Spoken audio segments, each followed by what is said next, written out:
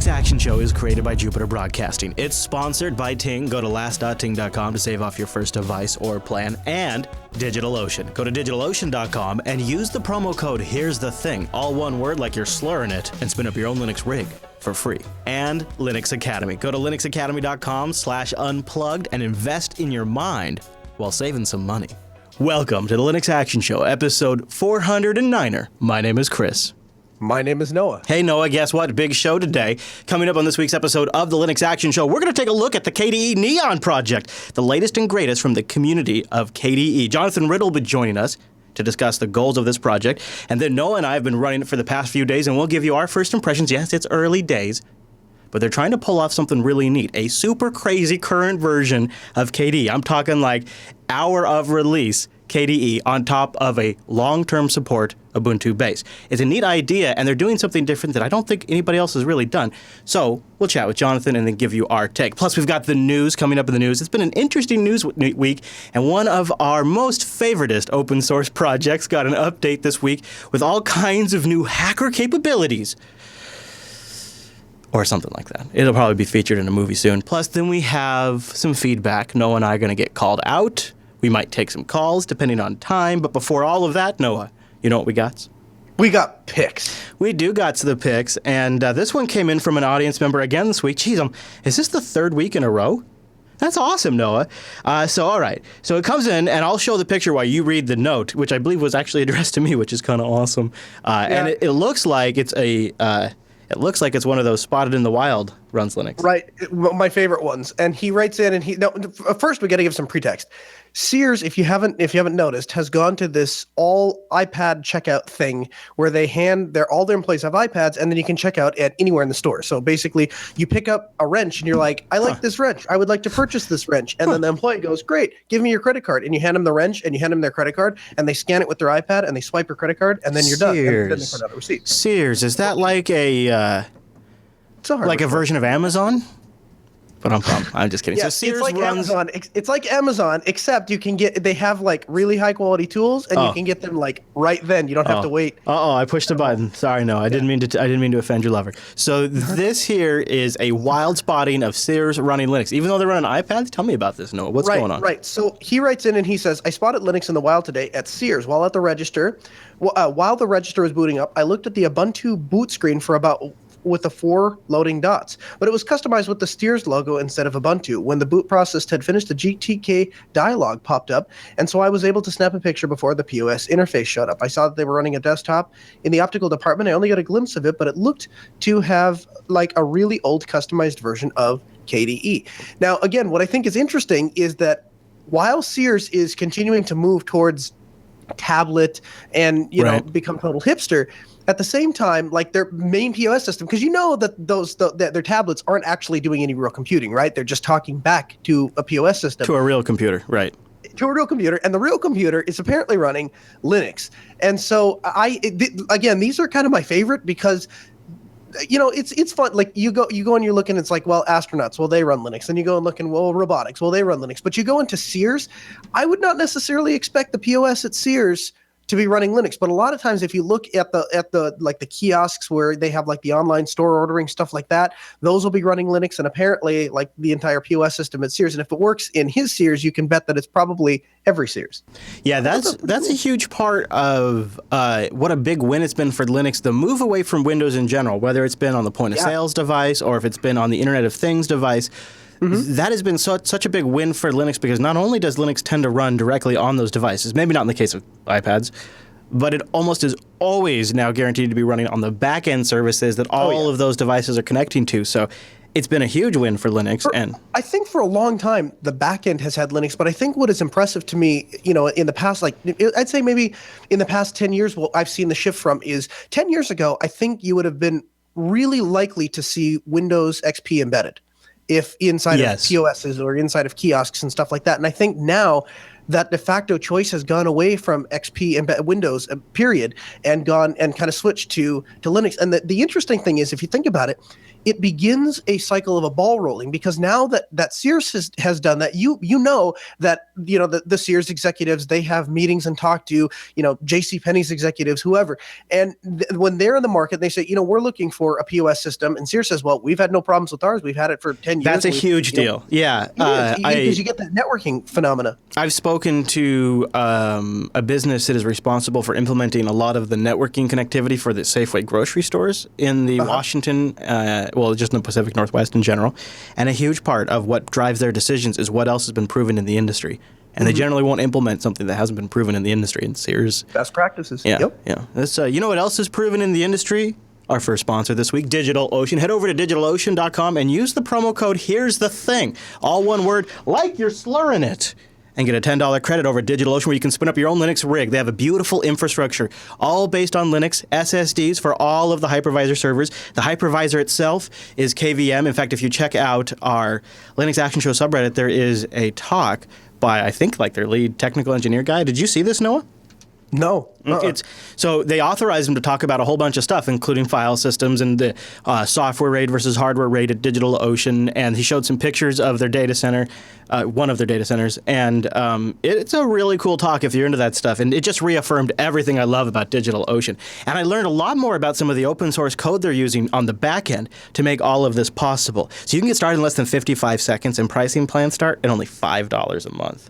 That's amazing. And you'll get 512 megabytes of RAM, a 20 gigabyte SSDs, one CPU, and a terabyte of transfer. And you go look at their pricing structure, it just steps up from there. Really straightforward. So you can do monthly or hourly pricing. These days, what I'm doing is when I'm working on a project and I'm not sure if I'm going to stick with it, I'm doing the $20 droplet, which really works out to be 3 cents an hour. I'm just spinning the project up on that for 30 minutes while I try something out. It's ridiculously awesome. And if you use our promo code, Here's the Thing, not only is it a chance to support the show all over again, but it's a chance for you to go experiment with some stuff at no cost to you. Then on top of that, you'll enjoy their great interface, their straightforward API, tons and tons and tons of documentation, really good documentation.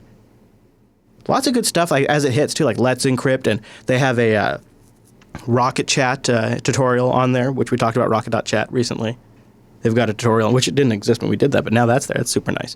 The community tutorials take it to the next step. Their great UI makes it possible for anybody to manage a crazy, powerful rig. Go to DigitalOcean.com and see why they are our Linux infrastructure on demand, or honestly, FreeBSD too, if you want. FreeBSD's there as well. What? No. No. Here's the Thing, DigitalOcean.com. Use that promo code, get a $10 credit. Just apply it to your account. Here's the Thing. And a big thank you to DigitalOcean for sponsoring the Linux Action Show.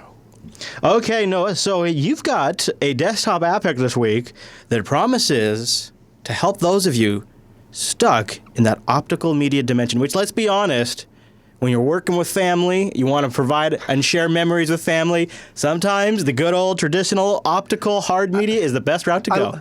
I love that you totally nailed it. You totally nailed it. We did not talk about this before. No, I know how it goes, dude. So I'm sitting on Telegram. I'm working on show notes, and I'm talking to a friend of mine. I said, well, I'm looking. I need an app pick this week, and he goes, well, why don't you just use whatever saved your butt this week? You live on Linux all week. What is it? What app did you use this week that fixed a problem for you? Dude, that's often my criteria. That's funny. I look over to my right, and what I'm doing is burning a DVD for a family member because I was going through my editing machine, and I was dumping all of these files off, and I'm like, oh, go ahead and Telegram. No, she don't tell. Well, I'll email. No, it's too big for you. I'll export onto a USB, but she'd have no way to play. She has a DVD player and a TV. Well, I guess I'll burn it to a DVD. Yep. Well, the problem is, really, there probably aren't a lot of people because, frankly, most of us live in the 21st century and we don't want things that scratch and have to insert and feel like an animal and playing DVDs. And so most of us would prefer to just click on a file. But if you have family members that only have a TV and a DVD player and you want to share contact with them, like maybe the Linux Action Show, you could download the Linux Action Show and use, and I'm probably going to butcher this, Bonbobo? I know, it's not Bonobo. It's not, but it's Bombobo. Bombono. Bombono. Bombono. Bingling. So it basically what it is it's a DVD authoring suite. And the great thing about a DVD authoring suite is it's more than just burning the movie onto the disc and then it plays. It allows you to do menus. It allows you Yeah, to, this so is like the let's thing. say for example, and what I was doing, I had 4 videos. I had the video, the 3 that I had of my 2 kids, and then the last video that I've just done of the new baby, well, along with his brother, her brother and sister. Aw. And so when you load it, it loads a title menu, and you can click on all 3 of those, or you can hit play all, and it plays the first one, and plays the second one, and plays the third one. And they offer a host of different things, so you can actually do some editing right I in. see that. Yeah, and I wouldn't recommend it at all. I really wouldn't, but you can. And so you could, like, let's say as you're going through, if you wanted it to, you can have like the animation that slides into the actual video and stuff like that. And that I played with a little bit. But the thing that kind of got me was, in addition to like the motion menus and stuff like that, you can actually reauthor the DVD. So after you get done, and you can export out to an ISO file, which I prefer because then I can put it on my movie. When you say reauthor, you mean like with titles and everything, like you put right, but you can reauthor, so you can reopen that ISO back up. Yeah. And pull the video back out, and it pulls somehow it can pull like the project file and extrapolate, and you can go back and say, well, actually I wanted to edit this and I want this text here or something like that, and it allows you to re-edit. And so that is really cool. neat. This is like a more advanced, cooler version of Apple's old iDVD they used to make, where you could go create the menu structure and the video layout of the DVD and actually make a product. If you wanted to. And I mean, again, I don't know how many people are I think in this day and age, like any of the professional video we've done in the past 5 years, I have yet to have a client request a DVD copy. I mean, they always want it. Could it do a Blu-ray if you had a Blu-ray burner? Do you know? I wonder if it could. I think it could, because it's essentially, it just makes the ISO, right? And you can choose what the resolution is. So if you burn high, you can burn it to a Blu-ray, I would assume. So is it free or is it commercial software? Because I see they have it's in the software center. Yeah. Oh, really? So for Windows, it's $25. Oh. Yeah. Suckers. Yeah, really. Yeah, you can open the software center and just install it. That's great. That's really cool. So there you go. So Bombono. Bombono. Bono. That's pretty cool, Noah. Yeah, that's a good way to go. When you got a problem you got to solve. What saved your butt this week? So tell me about... Okay, was this also a butt savior? You needed to edit a web. I'm trying to picture this. Something comes up, information is wrong on a website, and you need to fix it ASAP. That's right. Is that it? Did I get it? You got pretty much. It's pretty close. So I am not a web developer. I'm an IT admin. That means I work on your network, and you can hire somebody like Rotten Corpse who knows what he's doing to work on websites. And so the problem is, every once in a while, did you ever have, Chris, when you were working, somebody come up to you and say, hey, you fix things, and then give you something like totally absurd? Oh, sure, yeah. I had a lady a couple months ago, and she's like, hey, you're really good at fixing stuff. Could you look at my car? And I'm like, your car? I don't fix cars. I did end up fixing your car. It was a problem. But no, I don't know about cars. I don't. You know, and I don't know anything about web design either. But the problem was they had this website, and all they wanted to do is actually fairly simple. They downloaded all of their, because they're paying like $180 a month, and all they wanted to do was move off of this ridiculous price gouging hosting service and go to a normal hosting provider that was going to charge them like $14 a year, and to host their website. And so, but when we pulled it down, they said, well, we just need you to change the phone number and this, that, and the other. So first I did what any normal hacker would do, and I opened it up in gedit, and I'm like, well, I'll just erase the phone number and type a new one in. Well, I don't understand the magic of your CSS goober nonsense, because everything just got all mucked up when I did that. So I was like, well, I need some sort of an editor. And so I found BlueGriffon. And BlueGriffon is a WYSIWYG editor for those of us that are web dumb. And I know that every web developer out there, including Rotten Corpse, is shaking their head and going, that's not the way you edit web pages. You don't use WYSIWYG. You got it. And they're all making fun of me. And that's cool. I'm not as elite as you guys. And I understand that. And so I opened with this little WYSIWYG designer. I erased the phone number. I typed the new one. I updated their web address. They had a couple other minor changes. We updated some pictures and stuff like that, and dropped them in. File, save, and web page worked. And it was amazing. And so if you are not a web designer, or maybe you have it dawned on me, maybe you have like some very simplistic website needs. Like I have a website that its only function in life is to service like a homepage bookmarks, like all the sites I visit. I set it as my homepage, and then I can click on the different links that I visit. If you had something, and I downloaded a template, and that particular one I just edited in gedit, but that might be something you could do is download a template and then go and modify it for your needs. A couple other things about it that jumped out at me. So yeah, it's a WYSIWYG web editor, but something else that's interesting about it, if I'm following, it uses Qt for the interface, which kind of fits in with our KDE episode, and it is using Gecko for the rendering engine, correct? So it's like the Firefox rendering engine to render a web page. Right, and so here, and I did run into that, and here's what's great about that. When you preview something inside of BlueGriffon, it looks exactly like it would on Firefox, and my understanding is that's because of that, it's using that same engine, if I understand that correctly. Yes, so there you go. You guys can find it at bluegriffon.org, or we will have a link in the show notes. You know, every now and then it's nice just to have something to quickly look at something or bang something together. Or, so, you know, if you just want to do, often, you know what, you really use something for that, like that, is I will just open up a blank document and get and I know I have a rough idea of the HTML code to do something, but if I can just do it in there and it generates clean HTML and I can grab that and go paste it in the show notes or something like that, it's perfect for those kinds of things. Hey, before we jump into the news really quick, this is kind of news. Coming up really soon is Linux Fest Northwest, April 23rd and 24th in Bellingham, Washington. Noah and I and a whole bunch of the crew will be there. We'll have a live show on Sunday. We'd love to have you come there and watch the Linux Action Show live. We will be there Saturday and Sunday broadcasting, so you can check it out at jblive.tv as well. We're going to have a whole bunch of stuff. We got projects planned and all kinds of things. And every year, Noah, it seems like there's one guy where he takes like all of the effort to bring out here. You know, maybe we should have that guy call in the feedback and harass him a little bit. We'll tell you more about that later. But every year there's something for every Linux Fest. It's always fun. This year, Linux Fest Northwest 2016 is already looking like a blast, and there may be an epic Linux rig build project in the works while Noah is out here. There may just be. There may have been hardware ordered for an awesome Linux build project. We'll see. You never know. Also, a little bit further out, but the window for submitting papers is closing fast. Self, or is now opening? I'm not sure. But Self is looking for submissions. Yeah, the deadline is April 1st. That's what it is.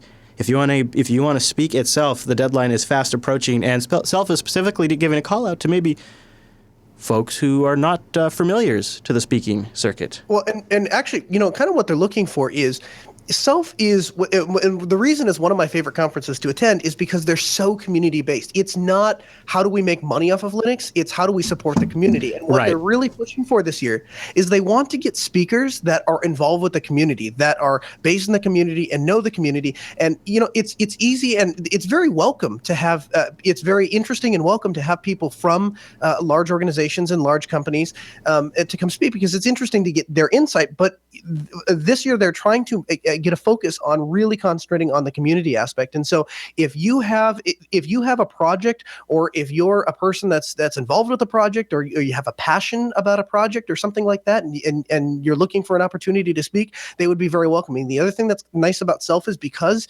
it's not you know, bombarded with you know, a huge amount of people that are bumping into each other the entire time. It's a really easy way to kind of venture out into a first speaking engagement. Our own Q5Sys actually did, I believe, his first speaking engagement a couple years ago. It's a really good scene for that. If they've just got something you want to share, something you've been working on, and you don't want to make a big production out of it, but you still want to just give a great talk that people will find valuable. It's great for that, and every year they get better and better. I'm planning to go this year. It's June 10th through the 12th, 2016, obviously, at the Sheraton Charlotte Airport in Charlotte, North Carolina. And I'm hoping to bring Lady Jupiter down there. I'm not quite sure, obviously, how far of a drive it is at this point. So, to recap, Southeast Linux Fest, June 10th through the 12th, in Charlotte, North Carolina, is looking for submissions for speakers. Their deadline is Friday, April 1st. Linux Fest Northwest is coming up in April. Their deadline's already closed for speakers, but you can come hang out with the crew, help Noah switch as many people over to Linux as possible. Hey-o! April 23rd and 24th of next month. Looking forward to that. All right, Noah, let's do the news.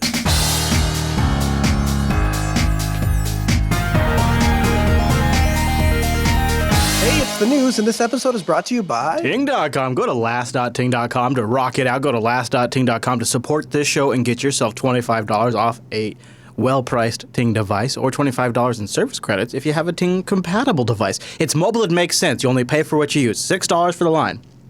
Boom! That's it. Base. $6 for the line. And then it's just your usage on top of that. Minutes, messages, megabytes, add it up. That's all you pay.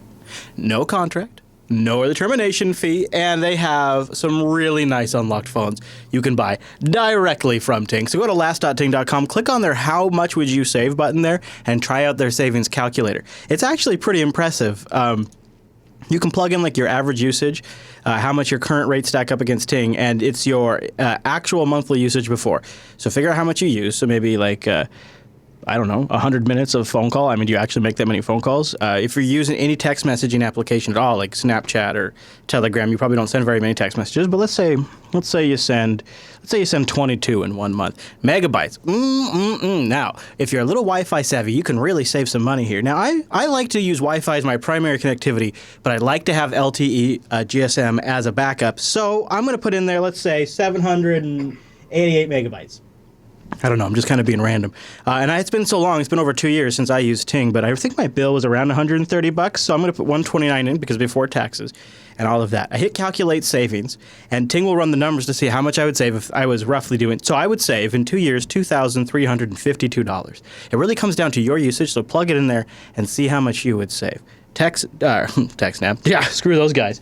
Go to last.ting.com. That supports the show. Let them know you heard about it here on the Linux Action Show, but also gets you that discount. So, once you get your brand new Ting phone, you need to put some great apps on it. And that's why Kyra's here with an app pick. Take it, Kyra. I found a way to make chores fun. I'm Kyra, and this is the Ting download. All right. In the age of video games, it can be hard to incentivize the little ones to do any household work. Or me. So that's precisely what Chore Monster has set out to do. Gamify chores. The app allows parents to place a points-based minigame on top of their regular chore list, giving kids something tangible to compete for. When you start the app, you'll be directed to set up 2 types of accounts, one for the parents and another for the kids. Once complete, the parent can begin issuing chores, setting point values on said chores, and creating rewards, That's kind of cool. be it TV viewing time or something sold on Amazon.com. On the kids' end, they'll have access to a list of available chores, rewards progress, and their collection of in-app monsters, which are obtained through a raffle upon chore completion. The app intelligently leaves the final say on chore completion with the parent, who needs to approve the task. The app has other fun features, like social network bragging and the ability to award points for helping a sibling with their assigned tasks. And best of all, the app is free. Chore Monster is available for Android, iOS, Windows Phone, Windows 8 and 10, and the Kindle Fire. Whoa. And speaking of rewards, why not support us by liking this video and subscribing to our channel? Thanks for watching. Last.ting.com. Go check out Ting. It's really mobile that makes a difference. And the very existence of Ting is putting pressure on the duopolies out there. And this, Noah, could be an app that maybe would work for show hosts. What do you think? You know what's funny? I followed her up until she's like social media breaking. What? Like, Oh, that's a thing, dude. That is a thing. okay, hold on. Think back to your social media breaking is definitely a thing, but think back to yourself from like 7 years old to 17 years old. At what point in there would you have been like, Mom told me to do XYZ. I did XYZ. You know what I think? I don't think it's for the kid. I think it's for the mom or the dad to do the bragging. I got this chore done. Look at me. Ha ha. That's what it is. Okay. Sorry, I misunderstood. I thought you were saying that. Well, no, I think it is, but I think that's what actually get used for by the parents. Check out some of their devices too. Everything from $9 Sims, feature phones under $60, all the way up to the latest and greatest smartphones. They got them all unlocked, and you own them outright. Last.ting.com. And a big thanks to Ting for sponsoring the Linux Action Show. Kind of a slow news week this week, so I thought we'd actually take the opportunity to talk about some underlying stuff that we don't normally mention on the show. Why the hell not? Kernel 4.5 has been released. Yeah, Roboti. Linus said that later on this Sunday, later than my usual schedule, I decided to release because I couldn't make up my mind whether I should do another RC8 or not, and just kept waffling about it. In the end, I obviously decided not to, but it could have gone either way. Some of the headline features for this new kernel release cycle are DM verify, forward error correction, optional mandatory locking, which is a big one, and a few other nice things. But what struck me about this story, Noah, was how whimsical the release is for one of the world's most largest and substantial operating systems. I thought I might do a release candidate. But then I was making chili and was watching TV, and it's just like, then I just decided I would release the world's most important operating system this afternoon instead of waiting a little bit longer. It's like, oh, okay. And I hope that never changes. I love that. Yeah. What's funny is you could actually see it coming down to something as simple as he was going to release another release candidate, but then something came up at home and he wound up, a little extra busy that day, and so then he decided he better just push out the other thing. I think it gives you an insight into how Linus views bugs. Bugs are not a huge deal; they're just another thing that gets fixed with future software updates, and so it's just like all other security issues and bugs. They're all the same thing, and he just has a very pragmatic look at it. He doesn't get super worked up about it. And then the other nice thing about Linux, obviously, is downstream the distributions are buffering the end users from any kind of disturbances that might be there. They're testing those things, and you're not going to see LTSs like they're going to re-release next month shipping with it. So we'll get some testing. And speaking of the Linux kernel, a project that you may or may not be aware of called Outreachy has actually provided a fair amount of patches to kernel 4.6. About 1,600 patches total in 4.6, 400 coming from Outreachy. The intern application process is also happening for Outreachy, which is kind of interesting. So it looks like almost a quarter of the patches are from Outreachy, which is the group providing paid internships for women and other unrepresented groups in tech to work on the Linux kernel and related open source projects. So it's an interesting little update from Outreachy because I hadn't really heard about what kind of code they've delivered, and so it looks like we've got something there. Also, speaking of something that I've been looking forward to and getting finally some good information about it, XDG App. You can read all the different stuff out there, Noah, but this is the secret sauce that the folks over at GNOME are working on to make it easy to create a Linux application that runs on any other desktop environment. Well, a desktop environment that supports XDG App. It's a sandboxing, minimal application delivery system. I believe, if I recall my history now, it feels like it's been a while, Red Hat hired the GNOME builder guy who's been working on this, and he's working at Red Hat. They're putting this in GNOME, some of this technology, XDG App 0.5 in GNOME 3.20. And it's already been packaged up for Fedora 23 as well.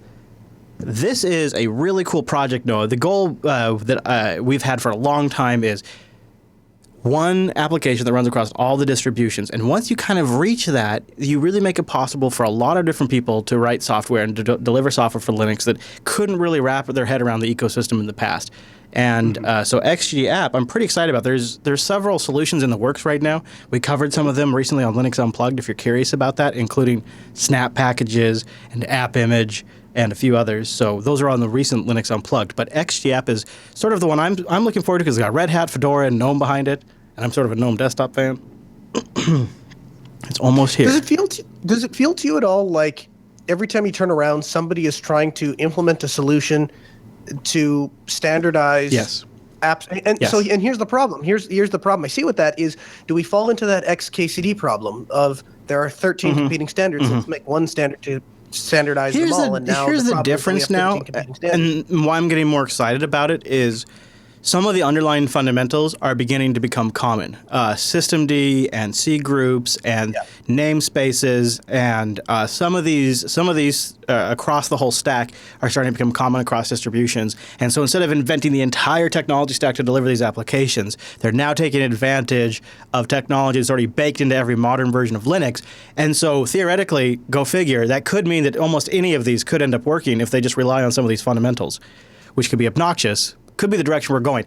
I think this is a big one, though, because really it's baked into at GTK, it's baked into the GNOME desktop, and it's got the weight of Red Hat behind it.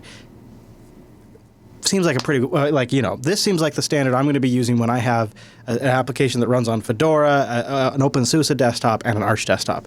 And maybe I'll use snap packages for Ubuntu and et cetera, but it'll be, here's your snap package, and here's your XDG App package. And you'll download this one bundle for XDG App and run it. That's what I suspect, but we'll see. GNOME software could also be playing a role in that, because remember, these apps are going to be delivered via GNOME software, which is on a lot of GNOME desktops. One of our favorite, not the favorite, but it's got to be damn near up there for command line applications for favorites. Nmap, right? Nmap, freaking Nmap. Next to TCPDump, well, and obviously a few others, but Nmap 7.10 is super cool. It's been released with like 150 new OS identification scripts, so it can figure out what OS it is by scanning, which I didn't even realize it needed that many. hundreds, it says, which I believe was 150. Smaller improvements, lots of bug fixes, way faster now, and the new Nmap is here, and it's time to celebrate. It is one of open... Whoa. I got like a plane that's like flying low overhead. Maybe they're celebrating Nmap too. Maybe they're bringing the Nmap banner, because Nmap is an awesome, famous application which has been featured in movies such as The Matrix or The Girl with the Dragon Tattoo and others. So all praise to the Nmaps. Congratulations on another release. Your thoughts, Noah? You love it?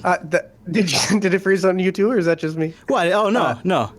Oh, okay. No, I'm here. I'm good. I'm jumping. What do you see? You don't see all praise to Nmap. All praise to Nmap. That's what I see. Yeah, no, Nmap is great. And Nmap is one of those programs that, like, there are certain things, like when you get to a fresh install and then you open up a terminal and you're like sudo apt-get or sudo yum, or in your case, packer-tac-s. And then what follows is a list of, I will deal with problems as they come up. But before I even bless this computer as mine, these things must exist. Nmap is darn near at the top of that list. I mean, maybe preceded by Firefox, but for me, but for the most part, like I can safely say there is no computer that I have privileged access to, even if it's not mine, that I don't install Nmap on, because it is so unbelievably useful. And what's funny is, I have used other port scanners, as there's some that come out for Android and there's some come out, and they're great. And some of them are really neat because you click one button and it will list all the clients that are connected to the network and stuff like that.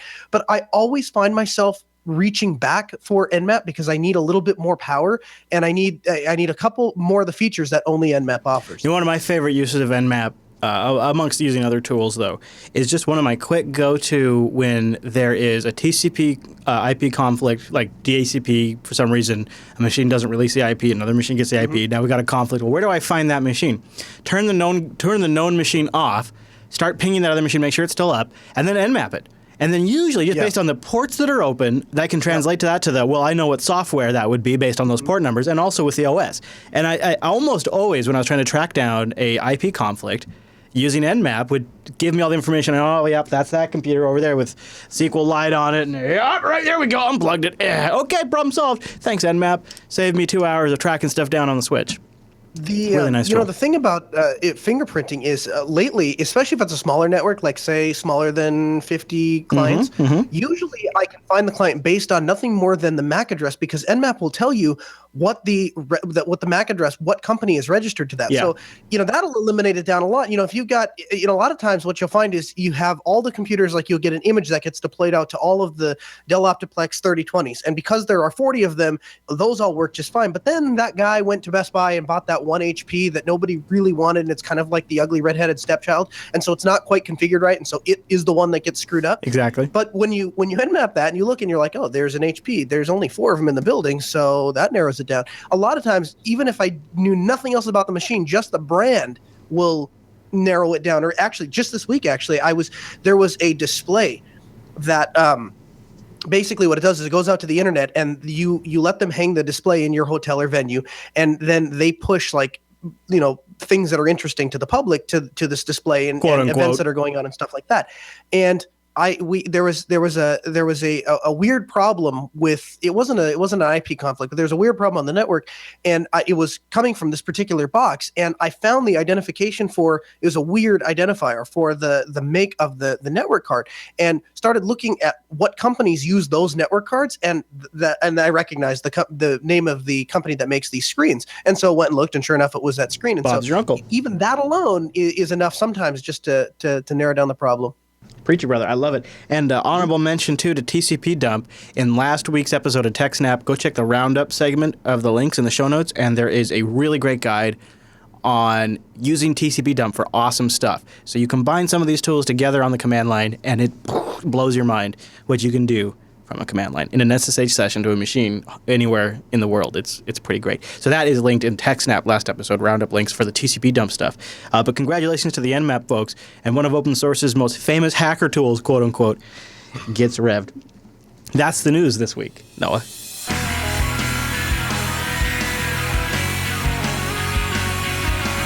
It's time to talk about this brand new project called KDE Neon, and they're promising to deliver on something I have been craving for a decade. First, I want to talk about Linux Academy, our segment sponsor. Go to linuxacademy.com/unplugged to support the show and get yourself a fantastic discount on the Linux Academy training platform. We brought the Unplugged discount to Linux Action Show, so go to linuxacademy.com/unplugged and check them out. 2,342 self-paced video courses where you can obtain experience you need to learn and proceed and progress. They have downloadable comprehensive study guides. No, I don't know what it is, but I swear to you, I have heard from multiple people they listen to Linux Academy in the shower. I've heard people listen to this show in the shower too, but specifically, I don't know. Have you ever had shower thoughts, Noah? Have you ever had a shower? I have shower thoughts. I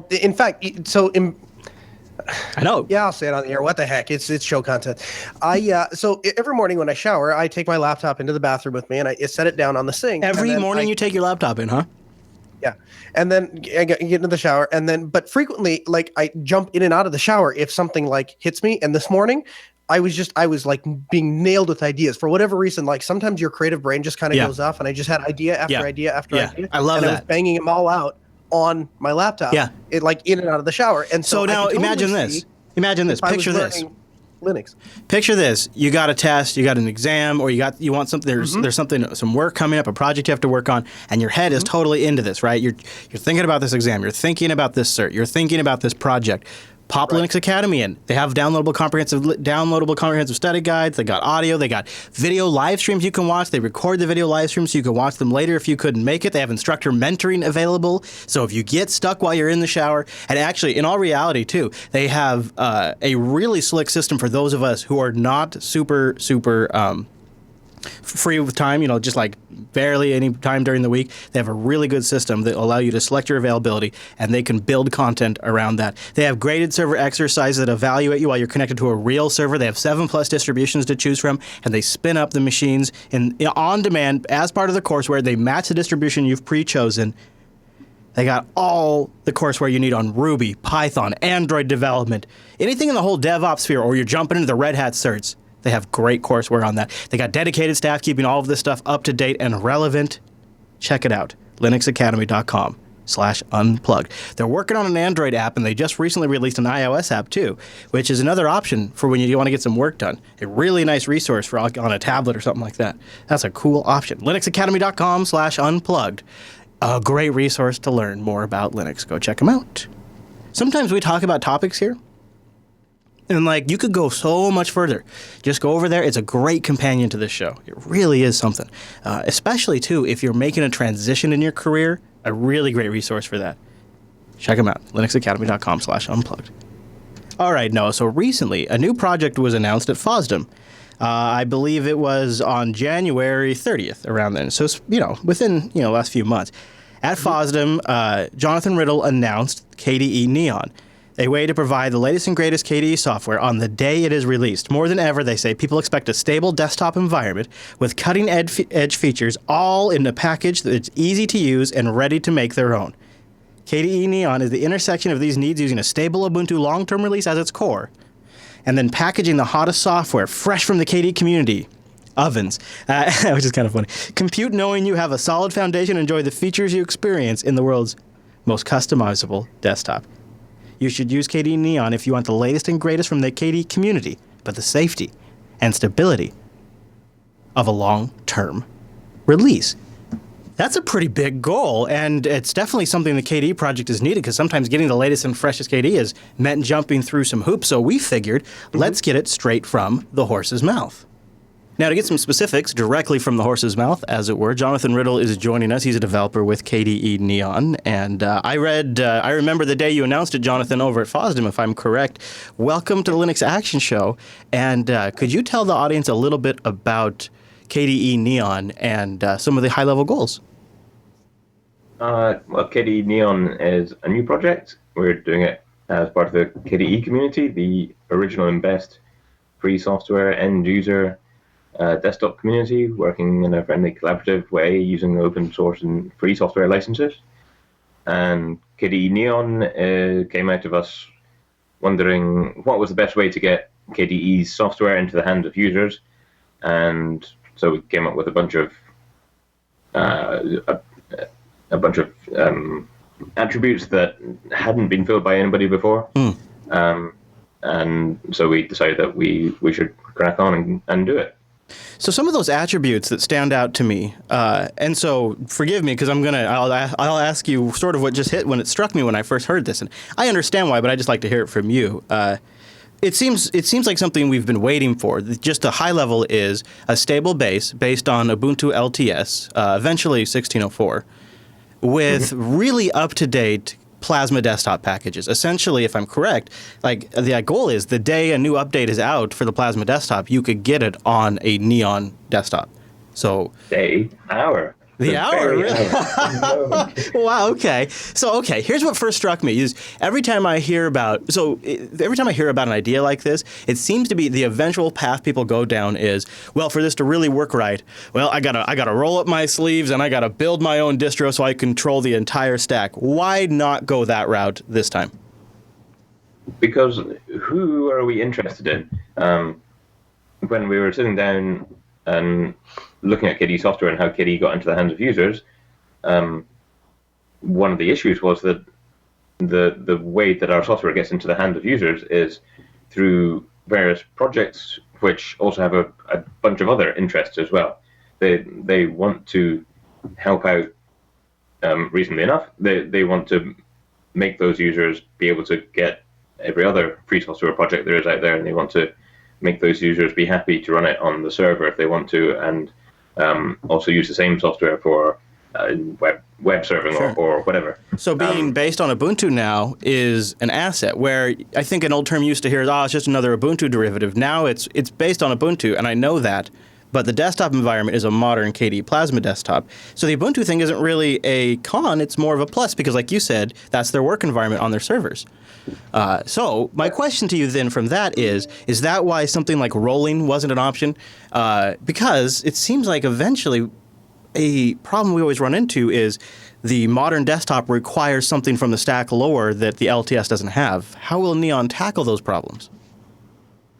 Right, so the full rolling desktop, I mean, there are many people who use that, and that's excellent, but they've always scared the heck out of me because I don't want to spend my day, I don't want to spend 20 minutes every day updating the whole operating system on my computer, and I don't want the risk that suddenly GCC wants to be updated, and that means everything needs to be updated, and maybe something will break. So I wanted to get the latest KDE software, but I'm not that fussed about having the latest of anything else. So that's why we said, great, we want a stable foundation, but we want the latest and greatest KDE software focused on KDE Plasma and the stuff that is designed to work well with that. Okay. And so that, to me, sounds like if you're thinking of those types of users, you're thinking of more of a higher end user for Linux. So this is more of something directed at people who understand that this is maybe a little bit more of a cutting edge version of KDE, or do you see this as something that would be applicable to everyday users? No, I'm focusing the fans. I'm focusing people who know what their operating system is, care what their operating system is, care that there's a new version of Plasma that's out, and want to get that. Which I would say is probably a great deal of our listeners. Exactly. And it's probably a great deal of the people who use Linux on the desktop, because it's obviously never made the mass market. Most of the people are the enthusiasts who use it. So in this case, we're not targeting the mass market because that's not going to happen. We're targeting the enthusiasts because that is happening, and they don't have a lot of projects that just target them specifically. Yeah, it seems like everybody's targeting the masses and not appealing to anybody at the same time. Right. And so here we want to say people who are fans of KDE or fans of Linux desktop software, this is our great offering, and you should try it. So if you see an announcement that says new version of Plasma is available, how do you get it? Until now, KDE's only had a very wishy-washy answer, this and that and the other, and now it'll have this, that, and the other, or here's a simple way. Right. And also, the other options were often go install something that is very cutting edge and rolling. And good luck using that as your daily driver when you're trying to use it in the enterprise. So this seems to me, it really is sort of striking a note that really no other distribution has struck before. I'm curious just Why do you suppose you're really one of the first to zero in on this particular market? Why has it taken this long for a mainstream desktop environment to go really nice and up to date and based on a massively popular, stable LTS? Why is this not happening before? Has there been some sort of limitation? Is it distribution politics and old thinking? What has prevented this until now? Firstly, I don't know that there is a market. Okay, I think there is. It's not fully launched yet, so we still have no idea how many people are interested in this. Maybe it's only 5 people. I don't know. But insofar as nobody else has tried it before, it's because of that way that open source works, which is that the people who make the software are over here, and the people who distribute the software are over here, and they're not the same projects. So here we said, well, we want to do it, but I'm not interested in doing it as just yet another project that's listed on DistroWatch, but nobody cares about. I want to do it as a project which is part of KDE, which is part of this amazing community who have been working for the last 20 years to bring software to people. How much is it to showcase the latest KDE and Plasma work and to sort of incubate and maybe upstream patches? How much of it is the goal? Is that a big driver of the project, or is that just sort of a happy side effect? To showcase, yeah, that's a definite aim of the project. To upstream patches, well, we don't want upstream patches. We want people with patches to go to Plasma, to whatever, to frameworks, wherever they're And you'll going. pull those in. And they will pull those in. I'll put on my Plasma hat, and I'll work on a Plasma patch as part of the Plasma team. But I won't do it as part of the Neon team. If there are patches needed for Neon, then of course we will implement those in Neon. So, for example, we looked at Plasma and we looked at Neon, and we said, okay, we need a Plymouth splash, a boot splash for when you're booting up. So we could do one just for Neon, but then that's only for us, and we would need to maintain it, and that's not very friendly on any other distro. Sure. Let's make one which is part of Plasma. So we've got a Plasma theme for Plymouth and for Grub, and that has all the advantages that upstreaming stuff has. The advantages of that it's available for everybody, and the fixes are available to us. I love hearing that. That's a great answer. So just while on that thread, are there any kind of discussions about how customized the KDE Neon experience will be? I imagine eventually one day, as an end user, I'll download a complete ISO image, and it's going to be based on Ubuntu directly, not Kubuntu, but Ubuntu, and then it's going to be fairly just a vanilla KDE experience. Is that sort of my expectation, or am I wrong? No, that's absolutely right. You say one day, I'm hoping to do it in a couple of days' time. Really? Have the first previews of installable images. I hope so. I haven't finalized this, but... So right now I'm running it on top of Kubuntu 15.10, and the only real change I've made is I added the CPU monitor Plasmoid, and I've turned on the dark theme. And I am running the developer version right now, so I believe it's 5.6. And extremely, extremely well put together KDE. I mean, it's just using the default now. It's looking so good.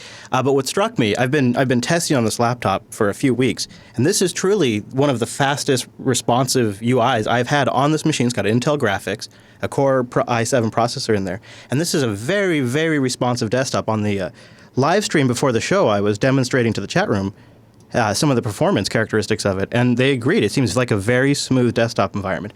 And one of the things so often when I go and I just want to try out KDE and I put my toe in the water, a lot of times I hear, well, this is going to be fixed in 5.5, or this will be fixed in this release. And now finally seems to be an avenue here to be able to grab this and install this as an end user and have a great out-of-the-box KDE experience. What, though, should I expect?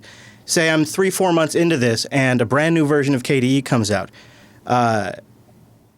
Is this coming down as a regular system update? Is there going to be anything to try to preserve the user experience, or are people just going to have things change, and that's just what you'd expect when you're using a distribution that focuses on the latest KDE?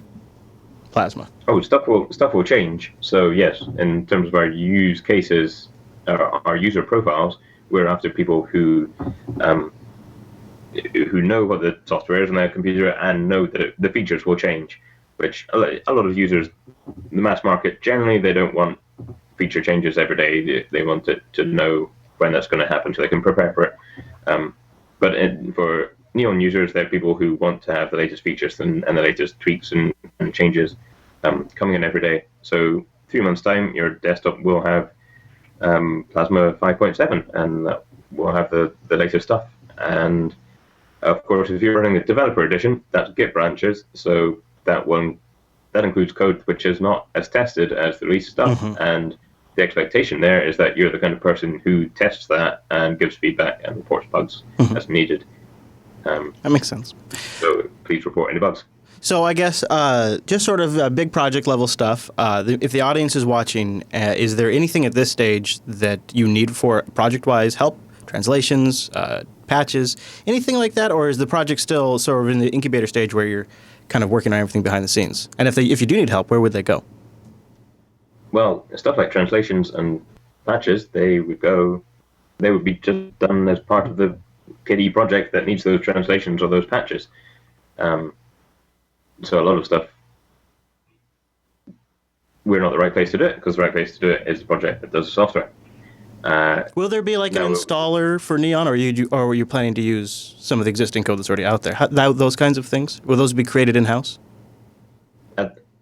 No, we try not to make things in-house. I love that. Okay. No, I think that's great. Why reinvent the wheel, right? That I'm using at the moment is Ubiquity, which is the one that I wrote for Kubuntu. And works for you. Because I know the code and I know it works. I will try out Calamaris when I get a chance, and possibly switch to that, because that has active developers and they want to help with lots of different distributions. Sure. I think that works really well. Jonathan, I love that your answer is, well, I should go upstream in almost every case, and I think that's ideal, and I think this is going to be a great development for the Plasma desktop. Is there anything you want to touch on before we wrap up?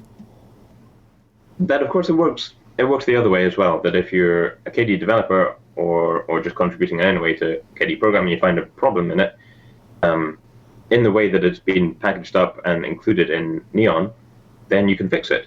Because as a KDE project, all 500-odd KDE developers get access to the code, so they can fix the packaging.neon.kde.org, and that's just Git, and they can check out and fix that, and then that gets built on build.neon.kde.org, and anyone with a KDE account has access to that, and they can just click go for a build, and then you can test it. So if you want to fix something, or if you have somebody who's reported a bug but you can't recreate that bug, you can make a fix or a hope for a fix, and then say, here's the package now available to test, please go and fix it. So it works both ways, that we don't want to develop software, we want to help the rest of KDE be able to develop the software. I love it. Well, best of luck to you guys, and if those of you listening want to check it out, those of you out there, go to neon.kde.org to find more. And Jonathan, thanks for coming on the show. So now let's take a few moments and share our experience using KDE Neon. So Noah and I here both loaded up. I'm assuming you went the Kubuntu 15.10 route as well? I did. Yeah. So we both went the Kubuntu 15.10 route, then installed the necessary packages on top of that, did an upgrade, and then a few minutes later you're running KDE Neon. They have the instructions on their website, but it is definitely not at the point where they would recommend your average user install it, because it does probably have some rough edges, since they're not even planning to base the final version on 15.10. They're going to base the final version on 16.04, and all of this is really just to help people get started. So keep all that in mind when we talk about this, because it is nowhere near final days or complete yet, but it is a fascinating project. So Noah, you got a chance to kick the tires. Do you want to start with your initial impressions? I did, and I think that we had totally opposite experiences. Right out of the gate, things were not going well for me. I installed Kubuntu 15.10, and I booted it up, and black screen, and then black screen with a little bar across the bottom, but nothing really there. And then finally, when I got it to actually load into Kubuntu, I had no wireless network, and so fought through that for a little bit. But eventually, I just plugged in wired, and actually, I thought installing it was actually really simple. It was like 5 commands, installing, and I copied and pasted them off the website. Yeah, Neon makes it really simple to get installed once you have a base Ubuntu set up. I don't even think you need base Kubuntu, but that's kind of made it a little easier. I didn't have any kind of problems with that. I was doing it with Intel graphics. I actually installed on the Librem 15 here. So the wireless worked just fine. The graphics worked just fine. One thing that's not working, regardless of what I do, and this is not a Neon thing, this is an Ubuntu thing, is my USB Ethernet adapter is not being recognized. So I am only using wireless right now. That said, though, Noah, so interesting thing that I got to notice while trying this out. I've been running Ubuntu Mate on the Apollo. I've been running GNOME 3.18 or whatever it is, the latest GNOME on Arch, on the Librem, really getting a sense of how it performs. And then I installed KDE Neon, and this version that is currently installed is based on KDE 5.6. Okay. So this is a really freaking current version of KDE. And it's not the final version yet, but this is the best performing desktop I've experienced on the Apollo or the Librem yet. It is extremely smooth. Everything is super responsive. The windows render faster. There's no glitchiness when I'm dragging the windows around. They are very smooth when the transparency kicks in. There's no stuttering.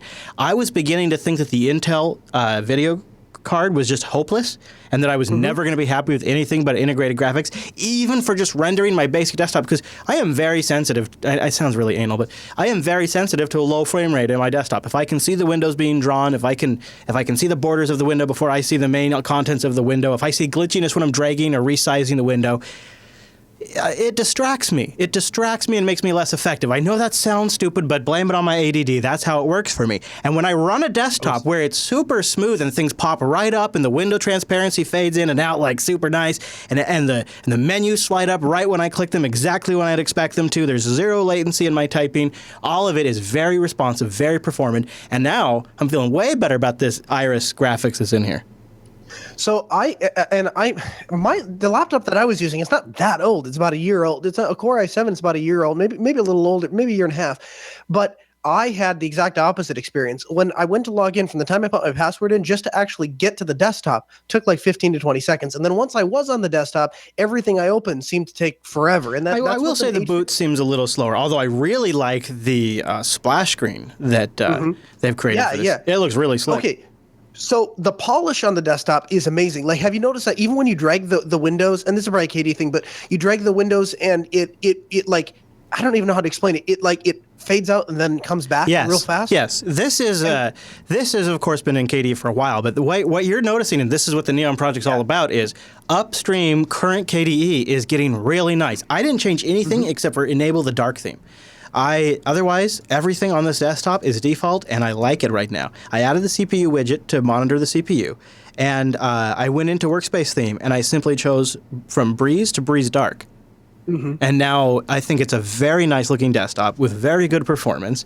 And it definitely feels like a polished operating system, as if I had purchased a brand new Windows machine or a brand new Mac machine. I felt like I had a complete desktop, that I wasn't starting with a plate and then adding a bunch of stuff and customizing it to make it my computer. I felt like it was my computer out of the box. I'm of two minds of it now, Noah. Actually, I guess I got three strong opinions about it. My first one starts with Jonathan, and that's one of the reasons we had him on the show, is I trust Jonathan's motivations for creating this distribution. I trust his ability to pull this off based on his past work with Kubuntu. And I like every answer he had in that interview about going with upstream, about directing work upstream, not reinventing the wheel, using code that he's written in the past. Brilliant. Exactly what I want to hear on a project like this. What I don't want to hear is, we have to own the entire stack and build it from top to bottom, invent our own package manager, and we'll call it KDE OS or Plasma OS. I don't want to hear that. And so I really trust that what he recognizes is the same thing I recognize. There is actually a value to having it based on Ubuntu. That is now a recognized brand that people trust. And so saying this is based on Ubuntu means it's the same environment you have up on your servers. So that, I think, gives it Jonathan, and that mindset to me gives this this project a big leg up. The second thing I like a lot about it is whenever you're talking about the Plasma desktop, you always hear, oh, that's going to be better in X. That's going to get fixed in X. And I'm saying this, we've reviewed the Plasma desktop since it was called the Plasma desktop. And we've been reviewing every release. And every time it's like, well, this has gotten a lot better, but that next thing we need, that's when it's really going to help, or this is going to be a lot better. 5.6 is now beginning to represent the collection of all of those things we've been waiting for. And 5.6 and here on is looking really good. And now there needs to be a place to run that. And I don't want to wait 6, 7, 8 months, and I don't necessarily want to have to use a rolling distribution either to get it. This solves that. I like that a lot. So, and then really, the third thing, Noah, is this feels like a really great now go-to distro for me when I've decided this machine's going to run KDE, or I'm going to check out the latest version of KDE. Really? I feel like, okay, hold on. This is where I'll go now. For me. Clarify that for me. Even above Antergos with KDE? I think so, for a couple of reasons. Mostly because I think this is going to be even more current than that. So if I want the really latest stuff, I think this is going to be even a little more current. Probably not much, but probably by a few days. And so for reviews on this show, that couple of days makes a difference. So I think I'll be going to it for that reason. And again, it goes back to Jonathan, too. I think I like where he's going with this. I like how he announced it at FOSDEM and talked about it there in a very, communal way. They've been very clear about what the goals are and what the scope is of this from the very beginning. You read that announcement. He very clearly outlines that it is going to be a desktop environment that runs on top of Ubuntu LTS. From the outset, this is not a distro. This is not going to be something like that. And everything that he's talking about looks like it's going to benefit Plasma Desktop upstream. So for me, I kind of feel like this is sort of, you have somebody out there who's delivered on a KDE Plasma desktop for years and is now going off and creating something that I've always wanted. From as far back as when we talked about creating Jupyter OS, before there was even a Jupyter Broadcasting, the core concept of Jupyter OS was a stable core and a super up-to-date desktop environment. I've always wanted something like that, and now I'll use Arch probably for GNOME for a while, and I'll use KDE Neon for my absolute latest KDE, and I think it'll be my go-to. And I'm really curious to see where they take it because they're along the ride here for Plasma Desktop, just getting better and better. And Noah, here's what I suspect. I'm gonna make a little red book prediction here on the Linux Action Show. Okay. 6 months from now, this will also be your go-to KDE desktop. I think eventually you could become a KDE desktop guy. When it's just the right configuration, I think you really have liked it a lot. And I think once they stabilize this, once it's based on 1604, they've had some time, a couple of releases are out, things have been smoothed over, I think this could be your KDE distro of the future. That's my suspicion. Here's my hesitation, and you tell me, maybe I'm way off base here. If the desktop environment is bleeding edge and always at the forefront, and the distro itself stays static, I feel like the possibility exists, the strong possibility exists that you are venturing down a set of railroad tracks that developers aren't counting on, and thus you're opening yourself up to unforeseen problems. Because that's not, as a developer of an application, that's not what I expect, right? I don't expect to have a bleeding edge desktop and a static distro. There are developers that that develop for the bleeding edge, and then there are people that stabilize it and smooth out the rough edges to bake it into an LTS. And I feel like we're trying to split that, and I'm a little unsure about that. And so I think that's going to be the test. Really though, the only thing that's really going to be changing out from underneath you on a reoccurring basis is going to be the Qt libraries. And they generally, until they're doing a major point rev, have pretty good compatibility because your underlying, all your other underlying libraries, I would assume GTK and everything else you'd expect, are going to be Ubuntu LTS. It's like 1404 today, except for it's going to be the latest Qt and the latest Plasma desktop. Imagine if you could have had 1404 stay even more relevant for you. I know you've run into a few times now where you felt like, okay, this is starting to feel like a little bit old, but otherwise it's a pretty good go-to LTS. Now, imagine some of those rough edges where you're starting to feel the age of the desktop smoothed over by something like this. Yeah. And here's the other thing. One more thing. Sorry. It's not like Mint, where Mint has been based on 1404, but then has gone off with Cinnamon and Mate and doing and their X apps and doing their own thing. They are their own beast now, which is good in its own way. This is banking on its Ubuntu heritage, and it is taking a mainstream desktop, one of the largest Plasma desktop, and it's in my estimation is sort of nailing the sweet spot between stable OS, rolling desktop, and as long as Qt libraries in between point releases maintain stability, I don't think you're going to have any troubles. That's my guess, but you could be right. We'll take a look. I tell you what, it wouldn't take much to switch me to a KDE user. There are like little things that I have to retrain myself. Like, and I'm with you. I think we talked about this last week. I just expect to be able to hit the super key and type the name of the application that I want to use. K super key. And so with a little bit of tweaking, I could definitely get myself wrapped around that. Or if you retrain yourself to Alt F2. The K-Runner launcher is the most badass launcher on any desktop environment. It's crazy powerful. It can do all kinds of stuff. It plugs into a bunch of applications. I'd probably remap that just because I don't like reaching across. It's not a good combo. For sure, the feature is there, and so once I get past that, and then there were a couple of other like little weird things I ran into. So for example, the Telegram PPA did not work, and I suspect that has to do with I'm guessing it's a Qt thing, right? That they perhaps they have their own integrated messenger app that I wasn't exactly sure. I was a little hazy when I was talking to Rakai because I was starting to get kind of tired. But my understanding was that it actually supports Telegram. Is that right? Yeah, you can use the built-in Plasma desktop. Here, I'll show you.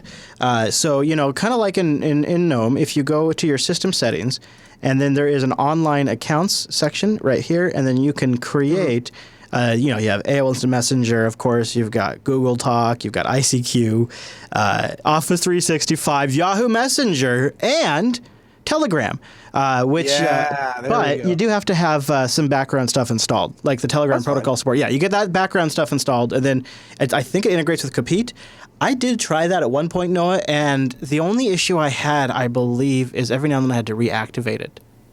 Like it sends you the PIN code. Yeah, actually, you know what? I suspect that is a Telegram issue, and I suspect it will be solved soon because every third-party application I've ever used with Telegram is subject to that. However, I would encourage you to try it because I think you would be impressed with the level of integration. When an application is fully integrated with the Plasma desktop, you click the notification, and like on Android, how you want to be able to reply in the notification? Yeah. You can do that. Yeah. It's nice.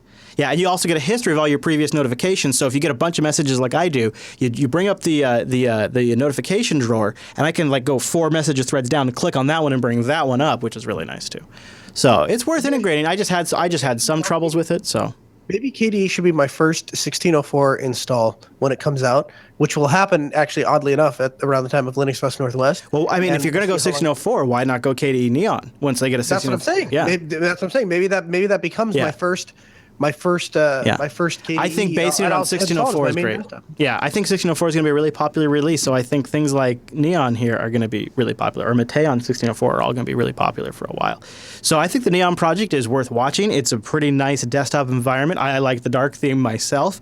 That was about the only tweak I had to make, and I was pretty happy with it. So I'll be running it for a little bit longer and probably do some follow-up in Linux Unplugged. But we've got links and resources in the show notes. If you want to go throw together a Kubuntu rig, install 1510, then follow the link in our show notes and copy and paste stuff. But remember, don't bug them, don't hassle them. This is an early release, and if you're doing this, consider actually doing some bug testing, send the fixes upstream, maybe look into doing some translations, or help spread the word about the project. But don't expect it to be your daily driver just yet. All right, that's the Linux Action Show's look at KDE Neon.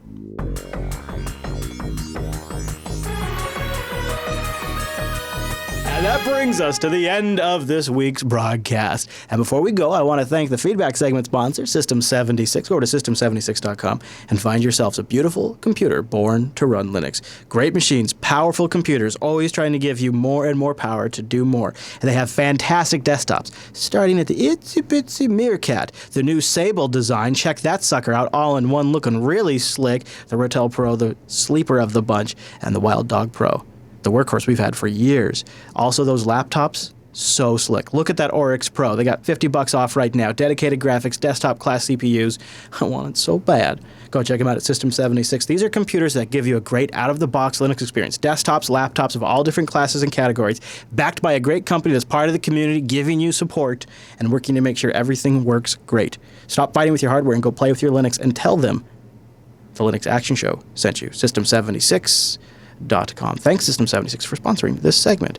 All right, so one of the producers and editors over at Jupiter Broadcasting, Mr. Ham Radio, is on the line. Hello, Ham. Hey, Chris. Hey, everybody. Hello, sir. So every year, Ham, there seems to be a Jupiter Broadcasting member that needs a little extra help to get over to the Pacific Northwest and make it to Linux Fest Northwest. And this comes in different ways. This year, Ham is sort of getting the special treatment. Noah is going to be arriving in town, and we're going to load up in Lady Jupiter and head over to Idaho to pick up Mr. Ham Radio. And Ham, how did you found a spot for us to pick you up? What was your criteria when you were looking? Did you get tips from Noah, or was it all by gut? Well, no, it was all by myself. See, when we were moving over here to Idaho, we moved from Oregon, and so we stopped at that place, and that place is big enough to have big rigs and everything. Yeah, he found a Flying J, Noah, that we can meet up at. So we'll be able to pull Lady Jupiter in there. We'll set up, we'll boondock, make lunch. Ham will show up, and then we'll get on our way. So that's going to be fun. So we're going over to Idaho to pick up Mr. Ham Radio, and then he'll be coming back here. So Ham, looking forward to that, and people will probably have a rover log to watch soon too. So yeah, it's very exciting. I can't wait. Yeah, that's going to be fun, and we'll give you guys more details soon. Thanks for calling in, Ham. We'll talk to you soon.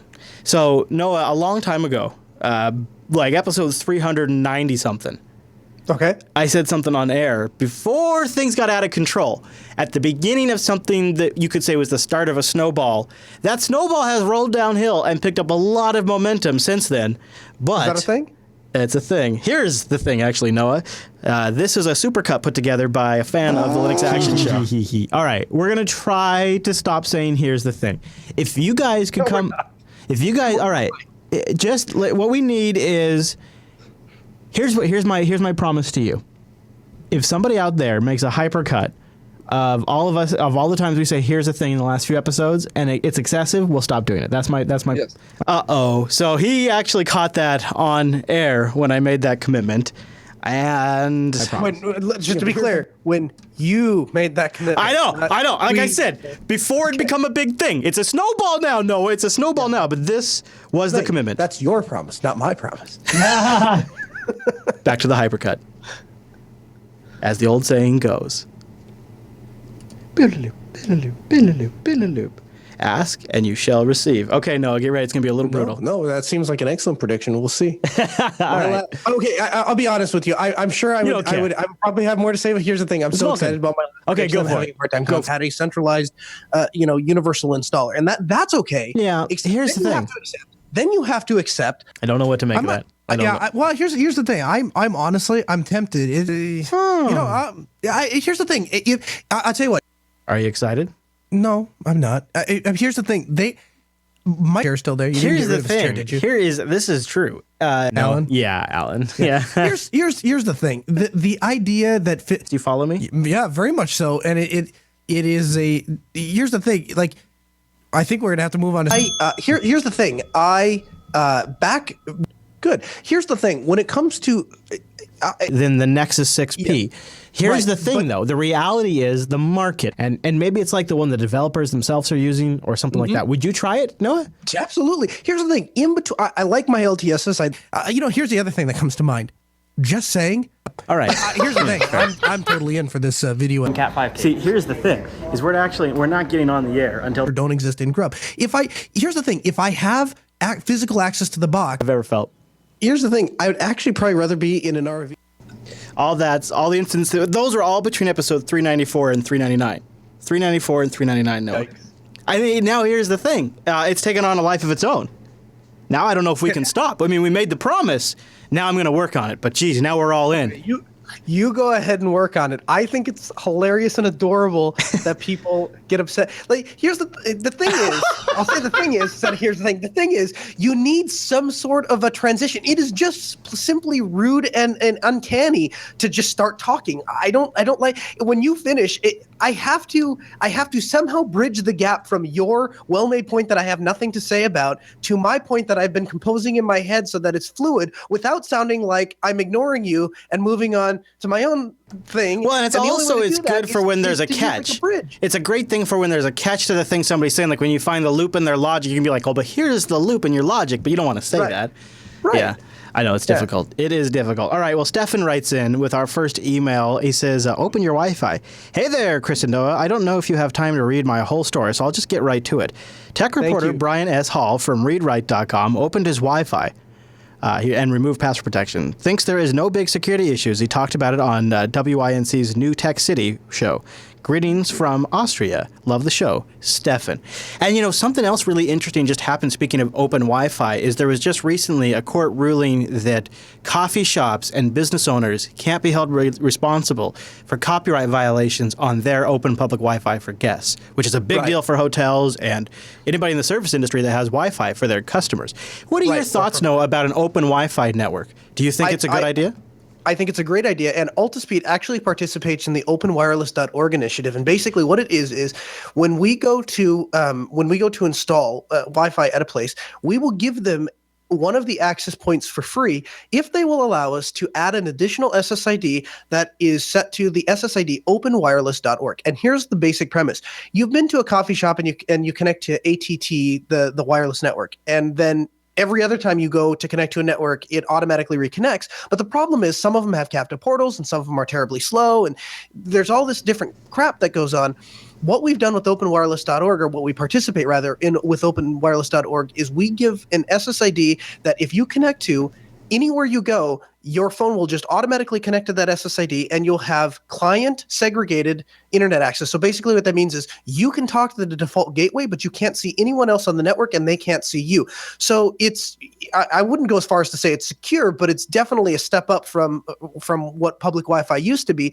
And the other thing is we don't ever put a captive portal on it. And so if you're using Ting, for example, and being on Wi-Fi all the time is really, really important to you, you can connect to a single SSID, and then any place that we manage the Wi-Fi, because they usually take us up on that, you're gonna have free internet there, and you don't have to worry about opening the page and accepting the terms and conditions. It's a bunch of nonsense. Now, to be clear, though, your personal devices at home or at the office, you're on a secure network. At my house. Yeah, it's open, but your devices themselves, they're not just flapping out in the open Wi-Fi, or any willy-nilly neighbor could come by and sniff your packets. You're on your own private network. It's client separated. So if they go, there is. Okay, so the way that if you want the physical setup, when it comes in from the modem goes to a switch. The switch goes to two routers. One router is the admin or my home router or whatever, and the other router is the open wireless router, and then that goes to the access point. So yes, they are separated, but even within that guest network, they are client segregated. So you can't ping anyone else on the client except for the default gateway. I love that. There you go. So maybe the guy was talking about that, but not explaining it very well. I'm not so sure. But I definitely agree with the concept. I think it's a great idea. Yeah. I think that everyone should allow open access to Wi-Fi. I think that we need to get away from this idea that it's insecure to have a guest network, on the network. There are plenty of secure enough ways to do it. Yes, exactly. Just do it right. So Noah, I have a couple of catchphrases that I want to run past you for the Emma versus Noah Switch competition. Okay. Before we do that, can we get to that other piece of email, or did you not want to address that? The tip one? And we can if you want to. Yeah. Go ahead. Go ahead. Read it. Go ahead. T writes in, and this is my favorite feedback of all time. His entire message was, "I was very upset to see that in last 408 wasn't named the tip." That's all.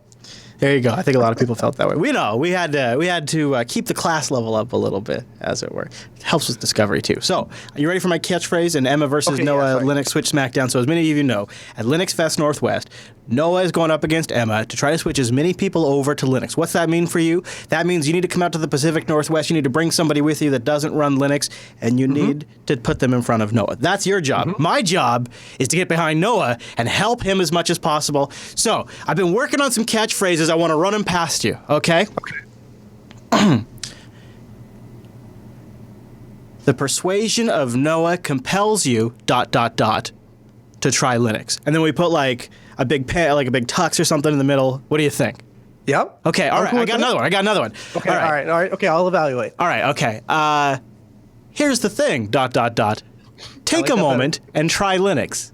But I feel like the thing about the power of the persuasion of Noah compels me to switch to Linux. The thing I like about that is it's kind of more past tense, like they're switching, and it's not like try Linux. It's like boom, you switch. So I want something powerful. Yes. You know what I mean? Yes, I agree. Yeah. So, anyways, I'm trying to come up with some slogans because I think we need some swag. Because the System 76 folks are showing are. up. She told me. Yeah. She told me they are. I think your SSD strategy is good. I think we need to step it up with some swag. We have a recent caricature of you. We could put that on some things. I could even tell them not to put a penis on your forehead, so that'd be fine too. Or we could do that, whatever you want. But we could put that on some. Attention. The penis goes on the shirt. Oh, right. Yeah. And so we got to have something for people who switch to walk away really feeling like they got something. Or maybe even other people. I don't know. We got to go all in, but to do it, we need a catchphrase. And I'm thinking, here's what I'm thinking. I'm picturing a shirt. This is just off the top of my head, but I'm picturing a shirt with a classy small Linux Action Show logo above the breast, sort of like your Jupiter Broadcasting logo is right now, not the big one that we always have done. Do a small, classy one right here. And then on the back, the full whammy, like whatever the catchphrase is, and like your face or tux or something, and we make an official swag. I think this is the way to go. So we got to come up with our catchphrase. All right. You got to think about it, because we got to up the ante. We got to also, Noah, by the way, once we get this done, we also need to get a meetup page established, so that way we can start organizing people, even if we don't have the destination yet, because we need to get the troops to arrive. Yeah, or the time. Yeah, but we got to get this because we cannot lose. This is the big deal. So no, I think that they're probably sweating over at System 76 in the offices. They're probably running around, wringing their hands, that kind of thing. I'm not all that worried. This is what I do. I know. Yeah, I know. But here's the thing, Noah. This is what I'm worried about. Show attendance. We need to. You need actual people to switch, and we need to do it in a place like you can't do it at a restaurant like you've been talking about, Noah. That's not going to work. Really? How, you gotta go interrupt people's meal and say, "Excuse me, can I tell you the good word about Linux?" That's not gonna work, dude. You can't. It's not?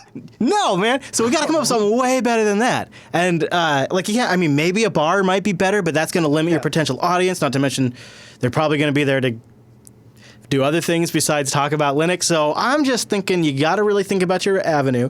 We really got to get the meetup page put together. We got to get a slogan. I don't know if you can tell, but I'm your campaign manager now. And I'm making sure we get this right. That's cool. I don't want to lose this thing. We're going all in.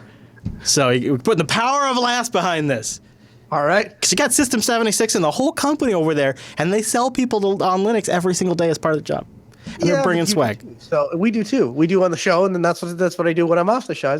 I eat, sleep, and breathe selling Linux to people. So ham radio is going to help. Oh yeah. Maybe we can get some of the crew to help bring people in. We got to talk about this. Maybe they can go out into the crowd and bring people in and help them switch, warm them up a little bit. Feelers out there that could blend in, double agents kind of thing. This might be a good way. It wouldn't be a double agent. They would just be an agent. Dude, that's not as cool. So double agent is twice as cool. Double agent. Here's what I got to do.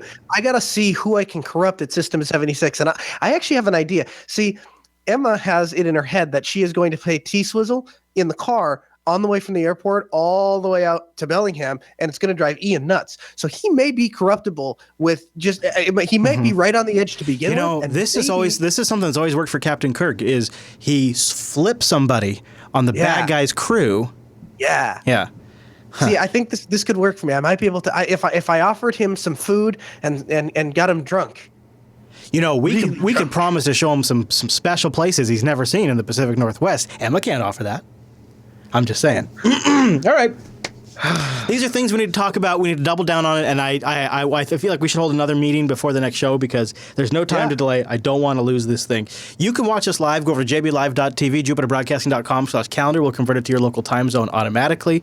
Don't forget to check out Linux Unplugged on Tuesdays. We have our virtual lug. It's like a Linux users group over the internet. We get together. We talk about the Linuxy things that matter to Linuxy users. It's turning out to be a pretty great show, so I invite you to join that or go download it. There is some additional info and context that would actually fit really well with this episode.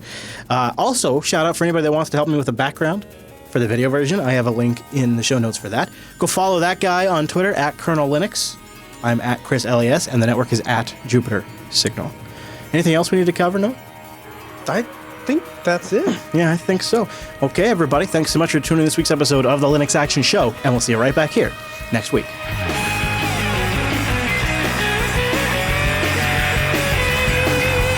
No, what I'm telling you is, you just take a little break. I'm going to have some hot Nashville chicken, and you can just, oh no, look at that. Look at that, dude. They've got pickles on there. They got a biscuit in there. Plenty of extra sauce, too. I got some of the sauce on my biscuit. Put some butter on that, Noah. Damn you. So I went to Nashville and I had actual Nashville chicken and it was amazing. It's like the best chicken I've ever had. And KFC doesn't compete to that, but Oh man, look at it. It's dripping, Noah. It's dripping. Oh man, Noah. Oh.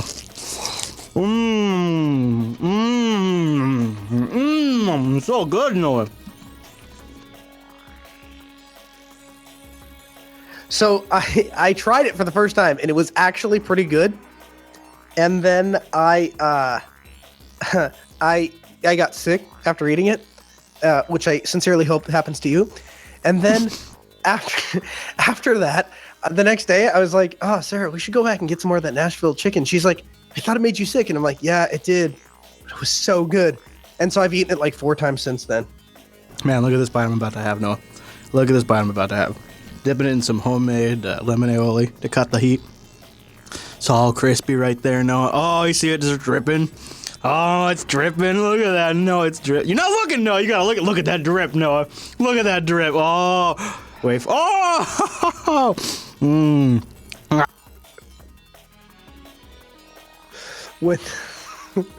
When I leave, you may or may not find that all of your systems have been installed with Windows 10.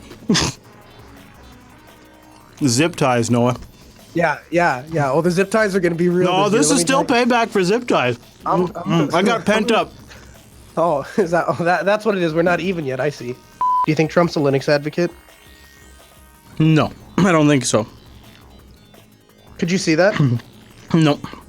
Based on his response on Apple's handling of the FBI case, I'm thinking no. He didn't seem to have a big preference for civil liberties or protecting people's privacy. He said we should boycott Apple and they should open up that phone. So imagine how he's going to feel about open source software where they can't pass a law. Who do they think they are? Yeah. So how's he going to feel? How's he going to feel about open source software where you can't pass a law to control it? Well, frankly, here's what I think. Here's what I think. Okay, I think that if I was in charge of Linux, I'd call Microsoft because frankly they take my calls. Believe me, they would. They take my calls, and I would tell them that you know what I'd do? I'd work out a deal with Microsoft, and I'd say that Linux. Here's the thing: Linux is like the strong. I'd be like the strongest Linux advocate. Oh my God, that's they call me the Linux man. That's what they call me. I didn't pick the name, but believe me, that's what they call me. I got friends. I got really great friends. He is the Linux man. He's the Linux guy. He's the guy that you go to for Linux. And I would get the greatest deal with Microsoft because I'd call Microsoft and they'd take my calls. And we'd talk with Microsoft and we'd work out a deal where they would start shipping Linux, on the Windows, because the Windows users, I think they really want Linux. They're tired of this Windows crap and this Microsoft crap and the Mac crap. What they want open source. I think they want open source. We would call it Gold Linux. We'd call it Donald Trump Gold Linux. That's what I would call it. We'd have a gold desk. Actually, we'd make our own desktop. Actually, what we do.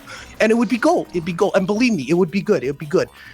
Because you have morons at Microsoft and you have morons at Apple, and they produce an inferior product. And I think I'd make a better product. I do. It is Old Monk, imported Old Monk, and it was a gift. Oh, dude, that sounds horrible just by the name sound. That just sounds disgusting. Imported Old Monk? Yuck.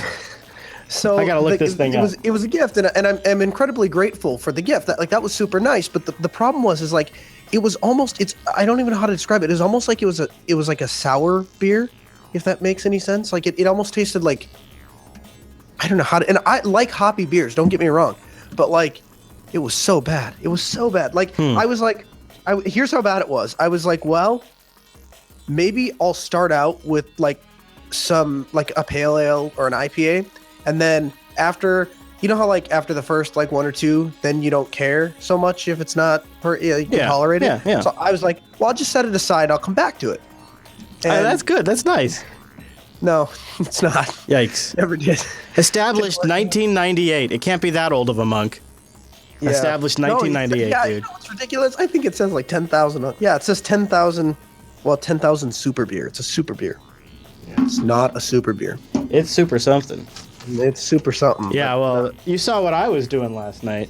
I know. Actually, so I didn't. For the first time, this is the first time ever where I haven't envied what you're eating. I know, right? Yeah, why would you? Because usually when you send me pictures, whatever you're eating is a hell of a lot better than what I'm eating. Like, your Crystal will be like, look, Hadia made, and then like there's like some like exuberant thing that I probably can't even pronounce, but it's like super like good looking, and there's like all these different like aspects to it, and I'm like, look what I'm eating, my McDonald's burger and my fries. So last night we decided to go crazy gourmet on ramen. So we got these big cup noodle ramens, and then this is a sweet onion chili paste. This is kimchi. This is sesame oil. We have ranch powder. This is a chili garlic paste right here. See, that sounds good just listening to it. So then we put all of that into one of these, let it sit for a while using boiling water, and then threw on a piece of American cheese on top. I know that seems weird, a piece of American cheese. No, it doesn't. No, I didn't come up with this. I got this from Eat Your Kimchi on YouTube. You see, what that American cheese does is it doesn't taste like cheese and something that's this strong. It just adds sort of a brothy thickness. Yeah. And so it melts in, and then you stir it in, and you don't even know you got cheese. And then it kind of looks like this. See, mine's the spicy one here, and Hadia's kind of had the more ranchier one there. Huh. It was pretty good. Yeah, I did have the poops though. I did get if you just buy like because I'm assuming you didn't use the flavoring that came with it. No, I did. Yeah, I did. Yeah. Oh, you did. Sure. Oh, yeah. Oh, you got to use all of it. You got to make it substantial so it's a meal. It gave me the poops this morning, so that's the downside. Oh, I'm sorry. But it was really fun. It was like a creation, you know. So, kind of worth the poops.